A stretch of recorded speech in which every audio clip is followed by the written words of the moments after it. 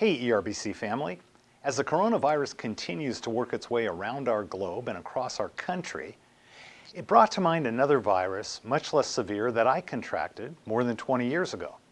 My virus was something called Bell's palsy. If you haven't heard of it, it's a form of temporary facial paralysis. This paralysis usually affects only one side of a person's face, and so it can make the affected side of the face look like it's drooping. About 40,000 Americans get Bell's palsy each year. And wouldn't you know it, I was one of the lucky ones. If you've ever had Bell's palsy, you know that this virus doesn't kill you, it just makes you wish you were dead.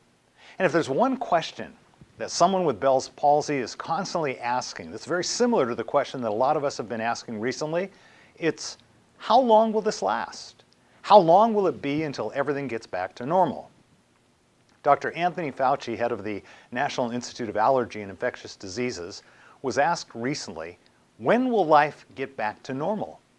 He responded, it's going to be a matter of several weeks to a few months for sure.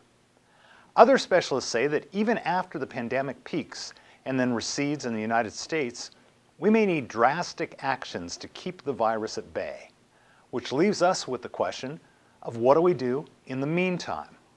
Let me suggest to you three things that the Scripture tells us to do in times like this. Number one, run to God. Run to God. Martin Luther's most famous hymn, "A Mighty Fortress is Our God," was based on Psalm 46. In the first verse of that psalm, the psalmist announces, God is our refuge and strength, a very present help in trouble. A refuge is a place where we go to escape, to be sheltered, to be safe. And we must choose to go there. If we think we can face the storm on our own, a refuge can't help us. So the Bible tells us to go to God every time that fear finds you. The Hebrew word for refuge is literally translated, a place to which we flee. Don't walk, run. Flee to your Father's help, power, love, and grace. Seek and trust the strength He offers. Number one, run to God. Number two, refuse to yield to fear. Refuse to yield to fear. Psalm 46 continues, therefore we will not fear, though the earth give way and the mountains fall into the heart of the sea. We can only refuse to yield to fear after we've gone to God. The apostle reminds us that God has not given us a spirit of fear and timidity, but of power, love, and self-discipline.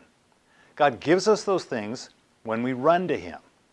We can't prevent the emotion of fear, but we can refuse to yield to it. We can name it and then take it specifically and immediately to God in prayer. We can say, Lord, I'm afraid for my job. I'm afraid for my health. I'm afraid for my family. And we can ask Him for the courage to trust our fears to Him. Number one, run to God. Number two, refuse to yield to fear. And number three, rest in Him. Psalm 46 ends with these words, be still and know that I am God. I will be exalted among the nations. I will be exalted in the earth. God promises us that one day there will be a new heaven and a new earth with no more death or mourning or crying or pain. Until that day, we can know that the Lord Almighty is with us. The God of hosts is our fortress. No matter where we go with God. That's why our Father says we can be still in the knowledge that He is God. We can run to Him, bring our fears to Him, and rest in Him today.